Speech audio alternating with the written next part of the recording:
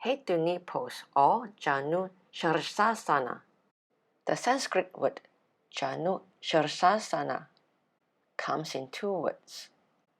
Janu means knee and Sirsa means head and Asana means pose. In Janu Sirsasana, we fold over our straight leg whilst having the other knee bent at a 90-degree angle. This pose combines two functions, forward bending and hip rotation. Begin in Dandasana with both legs outstretched in front of you. Inhale, bend the right knee with the help of the hands and place the right foot against the left inner thigh, relaxing the knee down. As you exhale, inhale, raise the hips up. Adjust the hips so that the sit bones are firmly anchored and even. Inhale, elongate the spine.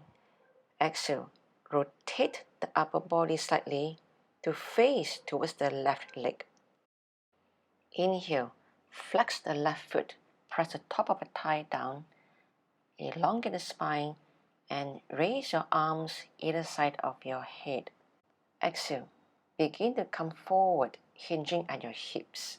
On each inhale, elongate the spine. Lower the hands down to catch the foot.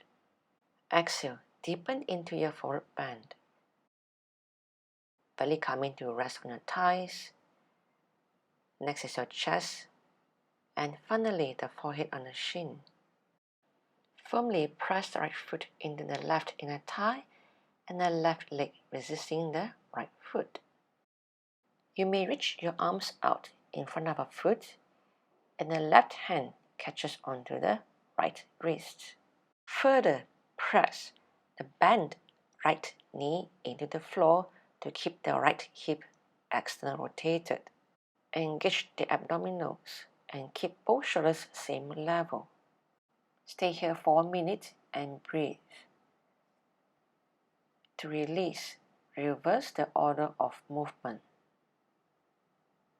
And repeat the pose on the other side.